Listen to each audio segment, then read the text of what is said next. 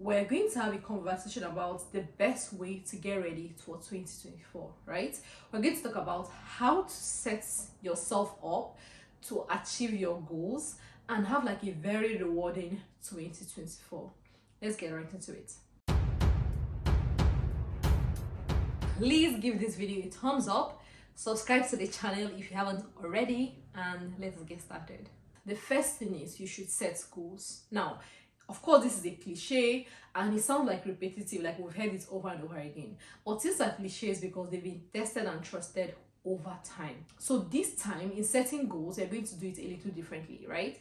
Instead of having goals around like just money or just your career, you're going to try to make sure that the goals you've set is wholesome, right? You're trying to lead a life that is wholesome, full, like a circle, a complete circle. So you don't want to do well in one aspect of your life and struggle in the other aspect, right? So you set your goals for 2024. Think about things that affects like your general experience or the quality of your life, right? So for example, health, you should have goals around health, this category, or career, or your money, or your relationship with others, your social life. Like, you know your life more than I do, right? So what are these categories that impact the quality of your life? Don't make your goals one way, because at the end of the day, the life we live is impacted by a whole lot of things. This is the most important part. Make your goals action-based and not outcome-based. Instead of focusing on goals like what you want to achieve or what you want the result to be, right? Focus on the actions you have to take to achieve the result that you want. So don't limit them around metrics, around numbers, around figures and ambitions and all of these things that are quite bogus, that you cannot really do anything about it by just wishing that it happens. But let's say you're trying to get like, let me say at the end of the year, you're trying to get like $100,000, right? So instead of just having that as a goal, think about what actions do I need to take realistically. Do you need to gain more skills? Do you need to improve your portfolio? Do you need to network with more people? Do you need to get to a certain industry? Do you need to study more? Do you need to practice and practice and practice? What do you need to do? I learned it from Silent King on Instagram. Don't focus on the metrics, don't focus on the things you cannot help, right? Because if you make your goals around the outcome and the results, if it doesn't happen, you feel like super frustrated and all, like there's really nothing you can do. But when you set your goals around what you can do, what you're in charge of, doing the best that you can, that is when you're more in charge, when you're more in control. So you know that you've done your best. So whether or not you get the results that you intend to get, you've done the best that you can. For example, there are interviews I've done and I'll tell my friends, this interview, I did my best. If I don't get it, it's not on me, it's something else, right? I'm so confident that I've done my best. I researched the company, I positioned myself well, I talked about my strengths, I lined everything, so what they're looking for in this role. So I tell my friends, you see this interview, I did my best. So if I don't get the job, it's not on me, it's something else. Maybe there's someone else that fits more into what they want, maybe like something else, but it's not something that I could have done better. I did the best I can do, right? So when you set your goals like this, you know that you've done your best, like you've stretched yourself, you've done the most important things, you made it action-based, you put your life in your hands. Like your life, you're taking it and you put it in your own hands. You're in charge of your destiny. You're not leaving yourself to chance. You're not just having this ambition, like, oh, I'm so ambitious. You're putting it like holding yourself accountable. You're holding yourself like this, accountable for the outcomes and the results that you get. Of course, you should have like the results you intend to get, but I'm just trying to say, in setting your goals, have a lot of focus on the actions you need to get. What role do you need to play? Also, make your goals realistic.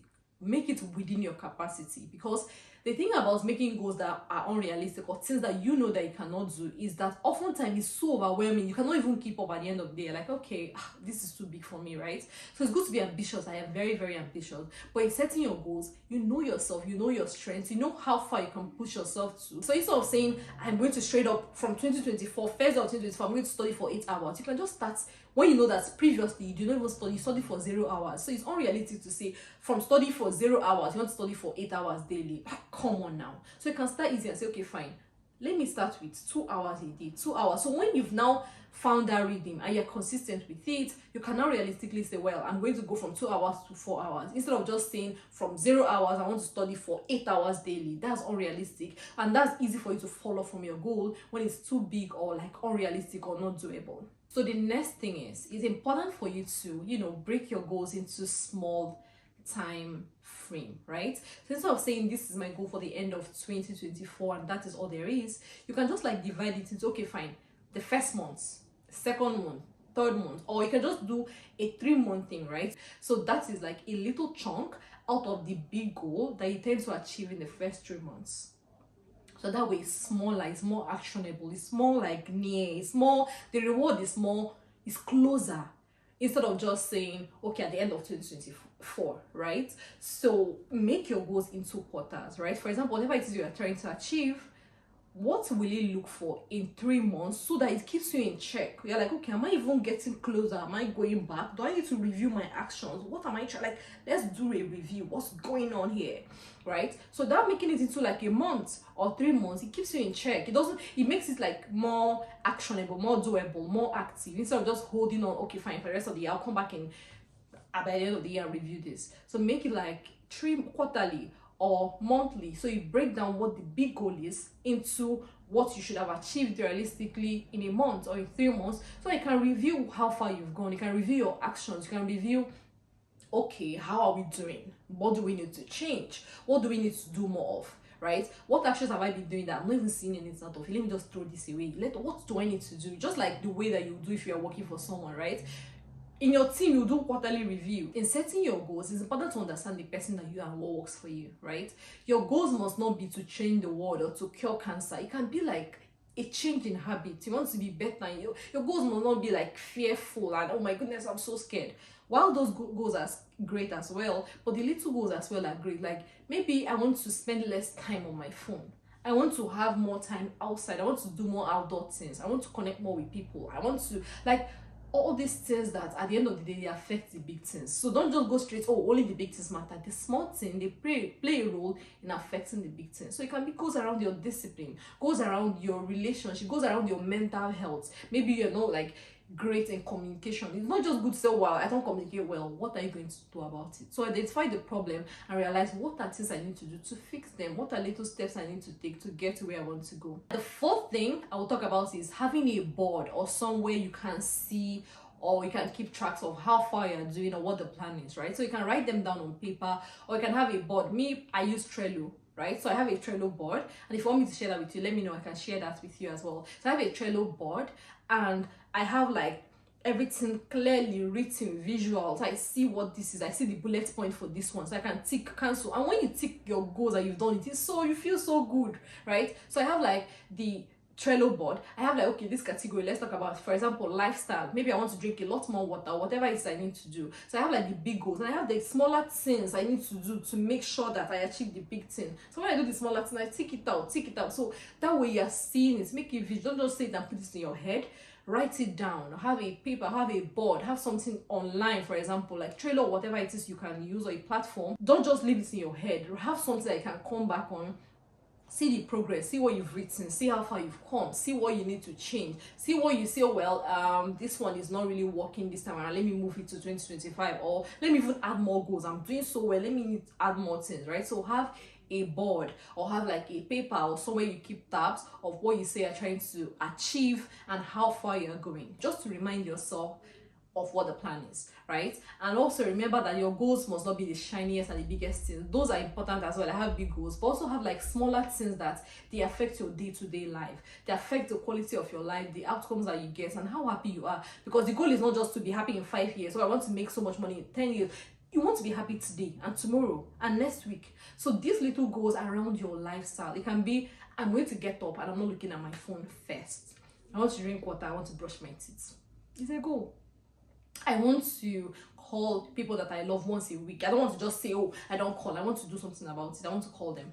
It's a goal. I'm a Christian. I want to like read my Bible more. So I'll wake up and I'll read a verse. Like list things that are just like, they're not so big in your head. They're not like, oh, I want to cure cancer. But they are things that at the end of the day, they affect your quality of life. So honorable mentions around goals that you should have is spending less time on your phone. The amount of time we spend on our phones while the world is quickly moving on is so much. It's insane. Sometimes I tell myself, what you watched 3 videos ago, can you remember it? What you watched 5 videos ago, can you remember it? So videos upon videos, immediately you stop watching them, on to the next, you forgot to move on to the next. Something called information overload, that you're learning so much in such a short time.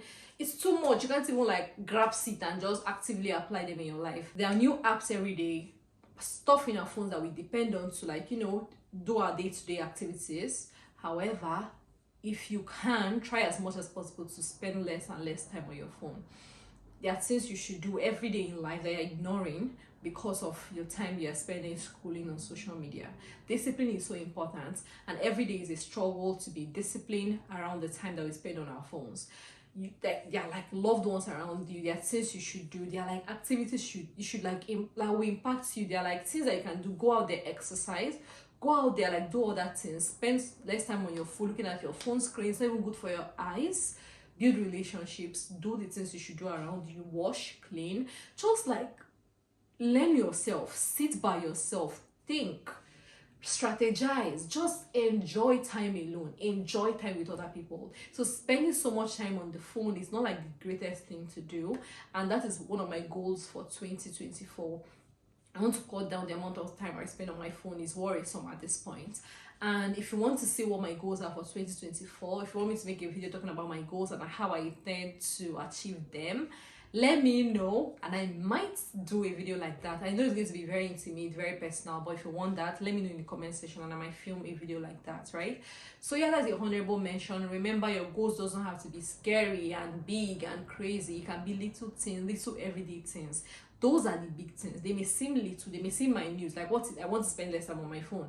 I want to get out of bed and not grab my phone, just go and brush my teeth or drink water, or just, it may seem little, but those are the big things at the end of the day. Those little things, little actions daily, become the big actions that can change your life. So do not underestimate these little things. Do not underestimate trying to, you know, take it a day at a time, having like little goals as you go through the day. It can be maybe like reading, for example. Maybe I would just spend 15 minutes reading today, or like not reading at all. All these little things, they can change your life, unlike just focusing on the big things. I want to be a billionaire, I want to do all of that great stuff, which is great as well, but the little things are just as important. Anyway, thank you so much guys for watching this video up to this point. Do not forget to give this video a thumbs up, subscribe to the channel, and leave a comment to like share your thoughts with me. Thank you so much guys. Till the next video. Bye.